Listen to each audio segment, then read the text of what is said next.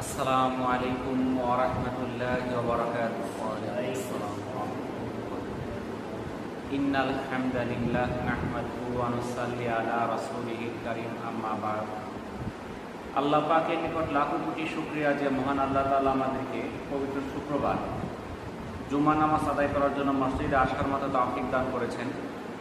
এই জন্য মহান আল্লাহর নিকট শুকরিয়া আদায় করি, আলহামদুলিল্লাহ। আজকে পবিত্র জিলকদ মাসের 17 তারিখ, তৃতীয় শুক্রবার। গত জুমায় আলোচনা হয়েছিল এই ভারত পাকিস্তান যুদ্ধ সম্বন্ধে কিছু আলোচনা করেছিলাম। তো সেই ভারত পাকিস্তান যুদ্ধ ইতিমধ্যে বন্ধ হয়েছে। যুদ্ধ শুরু হওয়ার সময় যুক্তরাষ্ট্র বলেছিল যে এই যুদ্ধে তারা কোনো ভূমিকা রাখবে না, অর্থাৎ যুদ্ধ করলেও কিছু বলবে না, না করলেও কিছু বলবে না। এটা বলছিল মার্কিন যুক্তরাষ্ট্রের যে ভাইস প্রেসিডেন্ট, নাম হইল জেডি ভেন্স। কিন্তু 2 দিন না যাইতেই যুদ্ধবিরতি কার্যকর করলো ভারত পাকিস্তানের মধ্যে। তাহলে 2 দিন আগে যারা বললো তারা এখানে কোনো ভূমিকা রাখবে না, 2 দিন পরেই কি বললো? যুদ্ধ বন্ধ করতে হবে। তো এই যে যুদ্ধ বন্ধ করা হইল, এটাই আমরা চাইছিলাম যে যুদ্ধটা বন্ধ হয়ে যায়।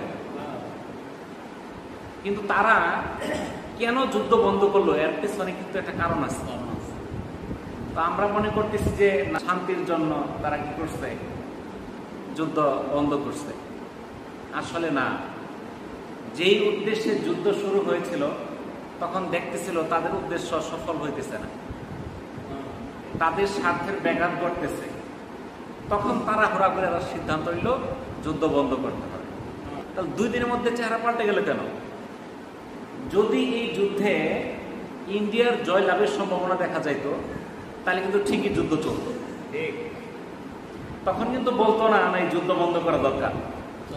কিন্তু যখন দেখতেছে যে পাকিস্তান জয়লাভ করতেছে, মানে মুসলমানরা জয়লাভ করতেছে, সেখানে পাকিস্তান না ইন্ডিয়া দেখার দরকার নাই, তাদের দেখার বিষয় হলো মুসলমানরা যেখানে জয়লাভ করবে সেখানে যুদ্ধ বন্ধ করতে হবে। আর যদি মুসলমানরা পরাজিত হয় তাহলে যুদ্ধ চালায় যাও, তাদেরকে আরো মারো। এটাই হলো তাদের মূল উদ্দেশ্য। কারণ যখন ইন্ডিয়া আক্রমণ শুরু করলো, তারা মুসলমানদের কিছু ক্ষতি করেছে, কিন্তু যখন এই পাকিস্তানিরা যুদ্ধ শুরু করলো, এক এক করে 5টা মানে অত্যাধুনিক যুদ্ধ বিমান ধ্বংস করে দিল, বিভিন্ন বিমান ঘাঁটি ধ্বংস করে দিল। যে আক্রমণ শুরু করলো দেখা গেল যে আর কয়েকদিন গেলে আর ফিরাইতে পারবে না। তখন তারা কি যুদ্ধবিরতির ঘোষণা দিল। তাহলে এখানে দেখেন, অমুসলিমরা যুদ্ধ করে, ইহুদি খ্রিস্টান বৌদ্ধ নাসারা যারা যখন যুদ্ধ করে তখন একজনের স্বার্থ আরেকজন দৌড়াই আসে। তাহলে এটা আমাদের বুঝতে হবে যে মুসলমান, সে দেশ যেটাই হোক, মুসলমান তো মুসলমান হলেই সে আমার ভাই। সে কোন দেশে থাকে, ইন্ডিয়াতে থাকে না পাকিস্তান থাকে না সৌদি আরব থাকে, দেখার দরকার নাই। মুসলমান ভাই মানি আমার, সে ভাই, তার সহযোগিতা করতে হবে। কিন্তু আজকে আমরা তা করতেছি না। বর্তমান প্রেসিডেন্ট ডোনাল্ড ট্রাম্প সফর করতেছে কোথায়? মধ্যপ্রাচ্য। তো সেখানে বিলিয়ন বিলিয়ন ডলারের চুক্তি হইতেছে, অস্ত্রের চুক্তি। সৌদি আরবের সঙ্গে চুক্তি হয়েছে, তারা অস্ত্র কিনবে কার কাছ থেকে? আমেরিকার কাছ থেকে। কাতারের সঙ্গে চুক্তি হইতেছে, সিরিয়ার সঙ্গে চুক্তি হইতেছে। এই চুক্তির উদ্দেশ্য কি? এই চুক্তির উদ্দেশ্য তাদের সাফল্য, তাদের অর্থের প্রয়োজন, আমেরিকার টাকার দরকার, তারা অস্ত্র বিক্রি করে টাকা নিতেছে মুসলমানদের ধোঁকা দিয়ে। কারণ আমেরিকা যে অস্ত্র বিক্রি করে, আমেরিকার অস্ত্র কিনার চেয়ে না কিনা ভালো। ওর অস্ত্র কিনা আর খেলনা কিনা একই জিনিস। এটা আপনারা বুঝবেন না, বুঝাইলেও সময় লাগবে। আমেরিকার অত্যাধুনিক যুদ্ধ বিমান নাম হলো F-16। এই যুদ্ধ বিমান যখন তারা বিক্রি করে তখন শর্ত দেয়, এটা আমরা যাদের বিরুদ্ধে ব্যবহার করতে অনুমতি দেব তাদের বিরুদ্ধে ব্যবহার করা যাবে। ওই ইহুদি নাসারা তাদের বিরুদ্ধে ব্যবহার করা যাবে না। যদি ব্যবহার করে কি করবে, তাদের কাছে সফটওয়্যার আছে, বিমান চালানোর যে সফটওয়্যার ওটা বন্ধ করে দিবে, বিমান চলবে না, প্লাস্টিকের খেলনা বিমানের মতো পড়ে থাকবে। তাহলে এই খেলনা বিমান হাজার হাজার বিলিয়ন বিলিয়ন ডলার খরচ করে কেনার দরকারটা কি? যেমন পাকিস্তানেও F-16 বিমান আছে, কিন্তু পাকিস্তান ইন্ডিয়ার বিরুদ্ধে কিন্তু ব্যবহার করতে পারে নাই, কারণ তাদের শর্ত ছিল তারা ইন্ডিয়ার বিরুদ্ধে বিমান ব্যবহার করতে পারবে না, কারণ তারাও মুসলিম। যদি মুসলমানদের বিরুদ্ধে ব্যবহার করতে পারে তাহলে অনুমতি আছে, বুঝছেন তো? তাহলে আমরা যুদ্ধ কি মুসলমানদের বিরুদ্ধে করব? এই জন্য আমি অস্ত্র কিনবো? বলেন, দেখছেন কি ধোঁকাগুলো দিতেছে। ইরানের সঙ্গে এক সময় সুসম্পর্ক ছিল আমেরিকার, তো ইরান অনেক অস্ত্র কিনছে, কার কাছ থেকে? আমেরিকার কাছ থেকে অনেক যুদ্ধ বিমান কিনছে, কিন্তু পরবর্তীতে ইরানের সঙ্গে সম্পর্কটা কি হয়ে যায়? আবার খারাপ হয়ে যায়। যখন সুসম্পর্ক শেষ হয়ে যায় তখন তারা এই অস্ত্রগুলো ফালাই রাখে, এই বিমানগুলো ফালাই রাখে, আর ব্যবহার করতে পারে না। এগুলো খেলনা বিমানের মতো পড়ে আছে, কেন? এদের সফটওয়্যার তারা বন্ধ করে দিচ্ছে, এগুলো আর ব্যবহার করা যাবে না। তাদের হাজার হাজার কোটি টাকা সম্পদ এখন খেলনায় পরিণত হয়েছে। তাহলে মুসলমানরা কিন্তু দেখে বুঝতেছে না যে আমার আরেক দেশকে অস্ত্র দিয়ে তারা সফটওয়্যার বন্ধ করে দিচ্ছে। আমি যে কিনতেছি বিলিয়ন বিলিয়ন ডলারের অস্ত্র, এগুলো তো আমি ইহুদি খ্রিস্টানদের বিরুদ্ধে ব্যবহার করতে পারবো না, তারা তো সফটওয়্যার নিয়ে বন্ধ করে দিবে। তার কেনার দরকার কি? এই খেলনা কেনার দরকার আছে? তো পাকিস্তানের সেই F-16 থাকার পরেও তারা যুদ্ধ করলো কোন বিমান দিয়া? চীনের বিমান দিয়া, কারণ ওইটার অনুমতি ছিল না। তাহলে মুসলমানদের এখনো বোঝার অনেক বাকি। তারা শুধু আছে অর্থ প্রতিপত্তি কিভাবে ধনী হওয়া যায়, আর আমেরিকানদের গোলামি কি করে করা যায়। আমরা গরিব দেশ, আমাদের টাকা পয়সার অভাব, আমরা নয় গোলামি করে অভ্যাস হয়ে গেছে। ওদের তো টাকা পয়সার অভাব নাই, ওদেরকে আমেরিকার কাছে চায় খাইতে হয়, সাহায্য আনতে হয়, ঋণ আনতে হয়, তাহলে তারা কেন গোলামি করে? তারা তাদের কাছে মাথা নত হয়ে থাকে। তাহলে এইভাবে যতদিন তারা চলবে মুসলমানরা বিজয়ী হতে পারবে না। মুসলমানরা বিজয়ী হইতে হলে মুসলমানদের একতা আনতে হবে, সবাই এক হইতে হবে। এক মুসলমানের সমস্যা হলে আরেক মুসলমানকে দৌড়ে আসতে হবে। আর যদি আমরা দেখি গাজার মতো, ইন্ডিয়ার মতো তাকায় তাকায় দেখি মুসলমানদের অত্যাচার করতেছে, এই অত্যাচার দিনকে দিন বাড়বে, সমাধান হবে না। ইন্ডিয়াতে মুসলমানদের উপর নির্যাতন করা হইতেছে, এখন পাকিস্তানের সঙ্গে না পাইয়া তারা কি শুরু করছে? তারা মুসলমানদেরকে ধরে এনে বাংলাদেশে পুশ করতেছে। গত কয়েকদিনে 200-র উপর মুসলিমকে বাংলাদেশে পাঠাইছে, কড়া নিরাপত্তা দিতেছে বিজিবিরা, এরপরও যেখানে থাকা পাইতেছে মুসলমান ধাক্কায় পাঠাইতেছে। তাহলে এই যে মুসলমানদের উপর নির্যাতন, যাদেরকে পাঠাইতেছে ওদের তো ঘর বাড়ি জমি জমা ছিল, ওগুলা কি দিয়ে দিছে না খালি হাতে পাঠাইছে? খালি হাতে পাঠাইছে। যদি আপনাকে বলা হয় আপনার ঘর বাড়ি জমি জমা সব রাইখা দিয়ে আপনাকে পাঠাই দিলাম আরেক দেশে, আপনি যাবেন? সেই দেশে কি করে খাবেন? আপনার কোনো নিশ্চয়তা নাই। আমাদের বাংলাদেশ থেকে যারা বিদেশ যায় তারা কাজের আশায় যায়, যে কাজ করে খাবে, চাকরি করবে, বেতন পাবে, বাড়িতে পাঠাবে।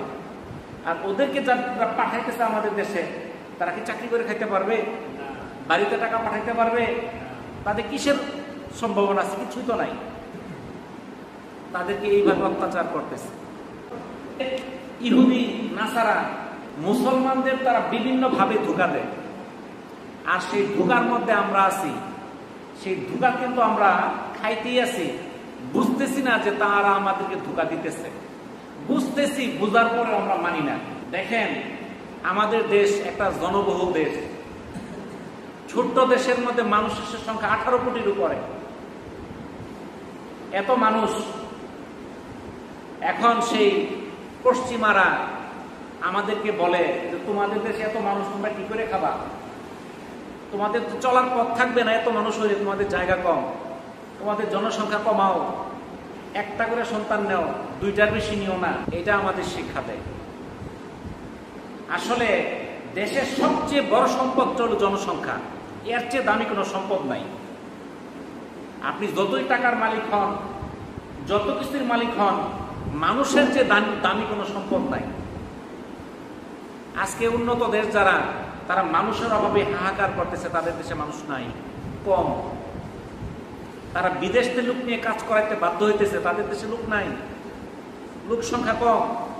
যেই আমেরিকা আমাদেরকে বলে যে তোমরা সন্তান নিও না, সেই আমেরিকার প্রেসিডেন্ট ডোনাল্ড ট্রাম্প, সে কি বলছে, যেই মায়ের 6টা সন্তান হবে তাকে মেডেল দেওয়া হবে, পুরস্কার দেওয়া হবে। কয়টা হইলে? 6টা হইলে। ওদের দেশে যার যত সন্তান তত পুরস্কার, যে 6টা সন্তানের মা হবে তাকে মেডেল দেওয়া হবে। আর আমাদের বলে কি, 1টা 2টা এর বেশি নিও না। জাপান, সেই দেশে বৃদ্ধ মানুষে ভরা, যুবক পোলাপান নাই, শিশু কিশোর নাই, জনসংখ্যা একদম কম। সেই দেশের মানুষ সন্তান নিতে চায় না। যদি কোনো মা প্রথম একটা সন্তান নেয়, তাকে পুরস্কার দেয় 1,25,157 ইয়েন, ওই দেশের টাকা। যদি আরেকটা সন্তান নেয়, আবার টাকা দেয় 1,90,237 ইয়েন। যখন তৃতীয় এবং চতুর্থ সন্তান নিবে, তখন দিবে আরো 5,01,315 ইয়েন করে। তারা সন্তান নেওয়ার জন্য 5 লাখ 10 লাখ করে টাকা দিতেছে। তাহলে একটা মা যদি 4টা সন্তান নেয়, টাকা পাওয়া যায় প্রায় 10 লাখের উপরে। আর আমগরে বলে তুমি সন্তান নিও না। রাশিয়াতে, বিশ্বের সবচেয়ে বড় দেশ রাশিয়া, তাদের ওখানে প্রথম সন্তানের জন্য ওই দেশের টাকা দেয় 6,90,000। দ্বিতীয় সন্তান নিলে 6,90,000 তো দেয়, এর সঙ্গে আরো 2,22,000 বোনাস। বুঝতে পারছেন? জার্মানি, ওই দেশের টাকার দাম অনেক বেশি, মার্কিন ডলারের চেয়েও বেশি। ওখানে যদি কেউ সন্তান নেয়, প্রতি মাসে সে 250 ইউরো কইরা ভাতা পায়। এটা সন্তান 18 বছর হওয়া পর্যন্ত ভাতা পাইতেই থাকবে, পাইতেই থাকবে। বুঝতে পারছেন? এবং সন্তান 24 বছর হওয়া পর্যন্ত যত খরচ তারা দিবে, বলতেছে তোমরা সন্তান নেও। বিশ্বের সবচেয়ে বেশি মানুষ কোথায় বলতো দেখি? চীনে। সেই চীনে আগে ছিল এক সন্তান নীতি, এক সন্তানের বেশি নেওয়া যাবে না। 2016 সনে দেখলো তাদের জনসংখ্যা কমতেছে, তখন তারা করলো 2 সন্তান নীতি। 2021 সালে করলো 3 সন্তান নীতি। আর এখন করছে যে যত বেশি নাও তত পুরস্কার। এখন কোনো নীতি টিতি নাই, লোক দরকার। ওদের কোটি কোটি বাড়ি পড়ে রয়েছে, যে বাড়ির মধ্যে কোনো মানুষ নাই, নির্মাণ করছে জনসংখ্যা মানুষ থাকার জন্য, এখন নাই। দক্ষিণ কোরিয়া, সেখানে $6.7 ট্রিলিয়ন ঘোষণা করছে সন্তান নেওয়ার জন্য, বিলিয়ন না, ট্রিলিয়ন ডলার। ফ্রান্স, যদি কোনো ফ্রান্সে কোনো মা গর্ভবতী হয়, সন্তান জন্মের আগেই তাকে 1,000 ইউরো দেওয়া হয়, এবং প্রথম সন্তানের জন্য প্রতি মাসে তার ভাতা থাকবে 193 ইউরো। এরকম ভাবে তাকে মাসে মাসে ভাতা দেওয়া হবে। আর যুক্তরাষ্ট্রে আরো বেশি পুরস্কার দেওয়া হচ্ছে, যে নতুন মা যারা, তাদেরকে $5,000 এককালীন সহায়তা। এছাড়া Italy, Poland, Singapore, Denmark, Romania সহ বিভিন্ন দেশে তারা চেষ্টা করতেছে কি করে জনসংখ্যা বাড়ানো যায়। আর আমাদের দেশে একটার বেশি নিও না, আরো শিখাইতেছে কি সিজার করবার। তাহলে সিজার করলে 1-2টার বেশি নিলেই তো অবস্থা কাহিল। কারণ যার সিজার হয় সে তো বুঝে কষ্টটা, নাকি বলেন? কারণ নর্মালি আগের যুগে হইতো, আমাদের বাপ দাদা যারা ছিল তাদের ছেলে মেয়ে কয়টা ছিল? আমার দাদার 5 ছেলে 5 মেয়ে, 10 জন। এরকম আপনাদের দাদার দেখেন সবারই আছে 10 জন 12 জন করে, ঠিক কিনা? কিন্তু এখন বর্তমানে এই যে সিজার শিখায়া, এখন 2 জন, হায়েস্ট হইলে কোনো 3 জন। তাহলে এই যে আমাদের জনসংখ্যা হ্রাস করতেছে কি জন্য? যেন মুসলমানের সংখ্যা না বাড়ে। তাদের মূল উদ্দেশ্য কি? মুসলমান কমাও, এটাই হলো তাদের মূল লক্ষ্য। তাদের মূল লক্ষ্য জনসংখ্যা না, মুসলমান কমাও। কারণ ওদের দেশে বলতেছে জনসংখ্যা বাড়াও, জনসংখ্যা বাড়লে পুরস্কার দেব। আর মুসলমান দেশে যায় যায় বলে তোমরা জনসংখ্যা নিতে কি করে খাবা। চালাকিটা বুঝতেছেন তো? যাদের দেশে মানুষ আছে ওরাই বিশ্বের মধ্যে শক্তিশালী। বিশ্বের মধ্যে চায়না শক্তিশালী কেন? ওদের জনসংখ্যা বেশি। সবচেয়ে বেশি চায়না, তারপরে হলো ইন্ডিয়া, আমেরিকাও জনসংখ্যা আছে, আপনার অস্ত্র আছে, টাকা আছে, জনসংখ্যা নাই, যুদ্ধ কি দিয়ে করবেন? দাম আছে? তাহলে জনসংখ্যা লাগবে না? লাগবো। এখন এই যে আগের যুগে বাংলাদেশে মানুষ ছিল 7.5 কোটি, মানুষ শুনছি না খায়ও থাকছে। এখন মানুষ 17-18 কোটি, কেউ না খায় থাকে না, এখন খাওয়ার অভাব নাই। এখন ফকিরদের খাওয়ার জন্য দাওয়াত দেন, ওইরকম আগ্রহী না। রোজার মধ্যে যে ব্রয়লার মুরগি খাই না, আগের যুগে বাড়ির কাম করছে খালি এক বেলা ভাত খায়া, পান্তা পোতা দিচ্ছেন, খায় কাজ করে গেছে। আর এখন আপনি যে কাজ করে পান্তা দিলে ভাত চুরে যাবো গা, কাম করতাম না। এটা কি জন্য? জনসংখ্যা যত বাড়বে আল্লাহ তাআলা রহমত তত বাড়াই দিবে, জমিতে বরকত বাড়াই দিবে। আগে ধান কতটুকু, এখন কতটুকু হয়? 1 একরের মধ্যে আগে হয়তো কয় মন, এখন কয় মন হয়? প্রায় 100 মন। চিন্তা করেন না, আপনাদের যদি দেখবেন যে 500 মন হইতেছে 1 একরে। 1 একরে 500 মন হয়, খায় শেষ করতে পারবেন? জমি কি 10 কাঠা লাগবো? তার 2 কাঠা থাকবো, সারা বছর ভাত হয়ে যাবো 2 কাঠার মধ্যে। এই যে আপনি বাজারে যায় দেখেন তো, এই যে এখন লিচুর সময়, লিচু উঠছে বাজারে, আমাদের কাছারি মুড্ডা মধ্যে এই খাঁচা পিলকে পিল লিচুর মানুষ এখন কত 18। আমি যখন ছোট সময় দেখছি লিচু উঠছে 20 দরে, 1 কুড়ি 10 টাকা করে কিনছে। এই ছোট ছোট কেউ আনছে 50 টাকা 100 টাকা বেচছে। কি কন আপনারা?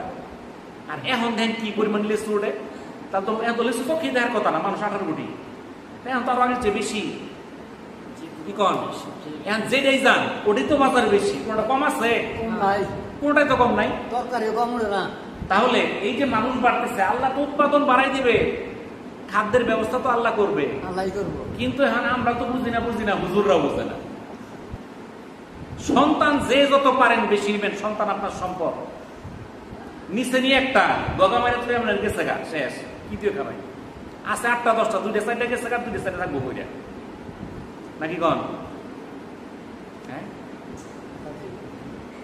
এই সম্পদ আপনি টাকা দিয়ে পাবেন না। মুসলমান জনসংখ্যা বাড়াইতে হবে। আল্লাহ রাসূল বলছে, আমি আমার উম্মত নিয়ে আমি ফখর করব, গর্ব করব, আমার উম্মত দেখায়া যে এত আমার উম্মত। আল্লাহ রাসূল আমাদেরকে নির্দেশ দিচ্ছে তার জনসংখ্যা বৃদ্ধির জন্য। আর বর্তমানে আমরা এক সন্তানে বেশি না, 2টা নিলে তো মহাপাপ হয়ে গেল। এটা মনে করি, এটা আপনারা খেয়াল রাখবেন। আর আমাদেরকে তারা ধোকা দিতেছে, তোমরা মুসলমান জনসংখ্যা বাড়াইও না, খালি বাড়াও ইহুদি আর খ্রিস্টান, মুসলমান বাড়ানো যাবে না। তো আমরা কি তাদের ধোকায় চলবো নাকি? কোন দেই চিন্তা ভাবনা করে চলবেন। আমরা তোমার সন্তান কি খাও, কি চালাম, যাগর সন্তান বেশি ওরাই এখন ভালো, ওরাই ভালো অবস্থানে আছে। জমির দরকার নাই, জমি লাগবে না। বিশ্বের মধ্যে উন্নত একটা দেশ কাতার। এই কাতার যে দেশটা, এটা আমাদের ময়মনসিং বিভাগের মতো বড়। কত বড়? ময়মনসিং বিভাগটা যত বড়, এত বড় দেশের নাম হলো কাতার। ওই দেশের টাকা সারা পৃথিবীর মধ্যে সবচেয়ে দামি। এই কাতারের প্রেসিডেন্ট গেছে ডোনাল্ড ট্রাম্প গত পরশুদিন। সে এই কাতারের রাজদরবার দেখে আশ্চর্য হয়ে গেছে যে এত বিশাল, এত সুন্দর রাজপ্রাসাদ। আর সেই কাতারের প্রেসিডেন্ট তার একটা বিমান উপহার দিচ্ছে, তার দাম হলো $400 মিলিয়ন। $400 মিলিয়ন টাকা না, ডলার। যেখানে ফিলিস্তিনের মুসলমানরা না খায় মারা যাইতেছে, ঘাস খাইতেছে। গত সপ্তাহে 57 জন শিশু না খায় মারা গেছে। দেখেন, খবর শুনে না তারা। আর সে ওই ট্রাম্পকে $400 মিলিয়ন বিমান উপহার দেয়। তাহলে মুসলমান এগুলো কি বলে? আরেক মুসলমান না খায় মরতেছে, তার সাহায্যের কোনো সহযোগিতার কোনো চিন্তা ভাবনা নাই। আরেকজনের টাকার অভাব নাই, তাকে উপহার দেয় বিমান। সেই কাতার আমি গেছি, তাদের একটা এয়ারপোর্ট আছে, ময়মনসিং বিভাগের মতো বড় একটা দেশ। তারা গত বিশ্বকাপ আয়োজন করছে, যেটা আজ পর্যন্ত যত বিশ্বকাপ হয়েছে তার মধ্যে সবচেয়ে সেরা বিশ্বকাপ হচ্ছে, মানে নিরাপত্তা বিভিন্ন ব্যবস্থাপনার দিক দিয়ে। ওদের এই এয়ারপোর্টের মধ্যে মেট্রো রেল আছে, আপনার এই পাশ থেকে পাশে যাওয়ার জন্য। এয়ারপোর্টের ভিতরে বিমান, মানে মেট্রো রেল চলতেছে। মানে তারা এত অত্যাধুনিক, এত ওদের টাকা পয়সা। তো ওদের তো জমি নাই, ওদের ধানও হয় না, চাইলও হয় না, গমও হয় না, ভুট্টাও হয় না। তো আর কি না খেয়ে মরতেছে। ওরা যে গরুগুলা পালে, উর্দুম্বা পালে, এগুলা ঘাস খাওয়াই সৌদি আরব থেকে। আমগর দেশে যেরকম ইন্ডিয়া ভারতে বাংলাদেশের সঙ্গে বর্ডার কাটা তারে বেড়া, ওইরকম বর্ডার টর্ডার নাই। আপনি চলে হাইটা যাইতে পারেন, আসলে কেউ বেরোতে হবে, ওইরকম সিকিউরিটি গার্ডও নাই। ওই যাইতেছে, সকাল হইতেছে, সৌদি আরবে পর্যাপ্ত জায়গা আছে, সেখান থেকে ঘাস টাস খাওয়াই নিয়ে এসে পড়তেছে আবার ওদের দেশে, কোনো অসুবিধা নেই, বাধা বিপত্তি নেই। তাহলে এত ছোট দেশ, কিন্তু টাকার অভাব নাই, অর্থের অভাব নাই, তো ওদের চেয়ে তো আমাদের বাংলাদেশ বড়, আমাদের কিসের অভাব আবার? আমাদের দেশের যে জনসংখ্যা এখন আছে 18 কোটি, যদি 36 কোটি হয় এর চেয়ে আরো ভালো চলবে। দেখেন আমাদের লোক যারা আছে, কেউ কি বৈশা খাইতেছে, কেউ দেশে কাজ করতেছে, কেউ বিদেশে কাজ করতেছে, কাজ করে কিন্তু সবাই খাইতেছে। যদি আমাদের জনসংখ্যা না থাকতো, এই গার্মেন্টস পাইতেন কই এমনি? এই গার্মেন্টস বাংলাদেশে আসছে কিসের জন্য? এখানে জনসংখ্যা আছে, আমরা এই মানুষ দিয়ে আমরা কাপড় তৈরি করতেছি, বিদেশ রপ্তানি করতেছি। জনসংখ্যা না থাকলে আপনি কি করে খাবেন? আপনি কিছু বিদেশ লোক পাঠাতে পারবেন না। বিদেশটা আমরা টাকা আসতেছে, খাদ্য আসতেছে, সামগ্রী আসতেছে। তাহলে জনসংখ্যা আমাদের দরকার, এটা আমাদের খেয়াল রাখতে হবে। তো এখন আমাদের ফসল উঠতেছে, এই ফসল সম্পর্কে মহান আল্লাহ তাআলা সূরা বাকারা 267 নম্বর আয়াতে বলেন, হে মুমিনরা, তোমরা যা উপার্জন করো এবং আমি যা ভূমি থেকে তোমাদের জন্য উৎপাদন করে দেই, তোর মধ্যে যা উৎকৃষ্টতা ব্যয় করো। আমরা মনে করি যে যাদের টাকা পয়সা, ব্যবসা, মিল, ফ্যাক্টরি, ইন্ডাস্ট্রি আছে, শুধু ওরাই জাকাত দিবে, আর যারা গৃহস্থ এর কোনো জাকাত নাই। এটাই আমরা জানি। যদি 25 মণের উপরে ধান হয়, তার প্রতি 20 মণে 1 মণ, যদি সেচের মাধ্যমে হয় 20 মণে 1 মণ, আর আল্লাহর পানিতে হলে 10 মণে 1 মণ, এটা দিতে হবে।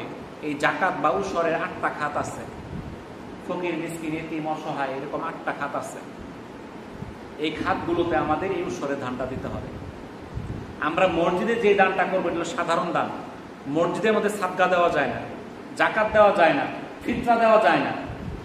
এখানে উত্তম টাকা দিতে হবে। মসজিদ আল্লাহর ঘর, উৎকৃষ্ট স্থান, দুনিয়ার মধ্যে সর্বোৎকৃষ্ট স্থান হলো মসজিদ। এখানে আপনার সর্বোৎকৃষ্ট টাকাটা দান করতে হবে। এখানে আপনি যে ধানটা দিবেন, এটা জাকাতের না, এটা উসরের না, এর বাড়তি ধানটা দিবেন। আপনারা হিসাব করে আপনার কয় মণ ধান হয়েছে, সেখান থেকে 20 ভাগের 1 ভাগ আপনি উসর দিবেন। যে সকল মাদ্রাসায় গোড়াবা ফান্ড আছে, এতিমখানা আছে, আমাদের মাদ্রাসা থেকে আইসুল আপনারা দিচ্ছেন, দিয়ে দিচ্ছেন 2 ধরা, 4 ধরা, 6 ধরা করে, কিন্তু হিসাব করে কেউ দিচ্ছেন না। আপনি 4 ধরা, 6 ধরা দিয়ে দিলেন, আপনার উসর আদায় হবে না। আপনার হিসাব করে দিতে হবে। আপনার 4 ধরা হিসাব আসে 4 ধরা দিতে হবে। যদি 4 মণ হিসাবে আসে 4 মণ দিতে হবে। যদি 50 মণ আসে 50 মণ দিতে হবে। আছে ভর্তি গ্রামে এমন লোক আছে 20 মণ, 40 মণ তার উসর দিতে হবে। দিব না কি হইল? 40 মণ দিয়ে আলাম 40,000 টাকা, কিন্তু পরে এমন এক পেটের মধ্যে রোগ হয়েছে, যা অপারেশন করতে গেছে 50,000 দিয়ে আসছে এক মুহূর্তে। আল্লাহ কিন্তু ঠিকই নিবে। আল্লাহ রাসূল বলছে, দুনিয়াতে যত বিপর্যয় ঘটে তা জাকাত না দেওয়ার ফসল। তাহলে আপনাদের যাদের ধান 25 মণের বেশি হয়েছে, তারা হিসাব করে এর উসর মানে ফসলের জাকাত এটা দিয়ে দিবেন। আর আরেকটা জিনিস আছে, এই যে সামনে আসছে জিলহজ মাস, এটা হলো জিলকত। আমার মানে বিভিন্ন জায়গায় কাজকর্ম করতে হয়, দৌড়াদৌড়ি করতে হয়। এখন গত শুক্রবার আমি নামাজ পড়ছি আপনাদের পাশের মসজিদে, মরাকান্দা দক্ষিণ মসজিদে, দক্ষিণ পাড়া। ওদেরও কাজ করবে, ওদের ঘর, টিনের ঘর, সিলিং নাই, মধ্যে গরমে থাকা যায় না। এনে কিন্তু কারেন্ট না থাকলে একটু আরাম আছে, গাছপালাও আছে, ওখানে কিন্তু প্রচুর গরম। তো ওখানে পরিকল্পনা করা হলো, ফ্লোরটা কইরা, সিলিংটা কইরা একটু ঠিকঠাক করা হবে। হিসাব করে দেখলাম প্রায় 3 লক্ষ টাকা দরকার। তা আপাতত চিন্তা করলাম যে কতগুলা সিমেন্ট লাগবে, কতগুলা ইট লাগবে, এটা তুলি। আর কি 2,500 ইট আর 100 বস্তা সিমেন্ট দরকার। তো আল্লাহর রহমত স্বীকারোক্তি গত সপ্তাহে শুক্রবারে 123 বস্তা সিমেন্ট স্বীকারোক্তি করা হয়েছে, আর 2,500 সিমেন্ট স্বীকারোক্তি, 2,500 ইটের স্বীকারোক্তি করা হয়েছে। তো যার জন্য আমি গত শুক্রবারে আসতে পারি নাই। আবার আগামী শুক্রবার চিন্তা করতেছে, আমার বাড়ির যে মসজিদ আছে, অন্য কিছু টুকটাক, ওই যে রাস্তা, আমার মসজিদ পড়ছিল বিশ্ব রোডের মধ্যে, বিশ্ব রোডে দিচ্ছে তো বাউন্ডারি টাউন্ডারি ব্যাঙ্গল কিন্তু সব ফেলাই দিচ্ছে, ওরা ঠিকঠাক করলাম, আরও কিছু কাজ রয়েছে। তো হিসেবে আগামী শুক্রবার যাইতে হবো। তো মাঝে মধ্যে আমি চেষ্টা করি এই মসজিদে বেশি থাকার জন্য। আর এখন তো আমি এখানে মানে বিশেষ দায়িত্ব হয় না,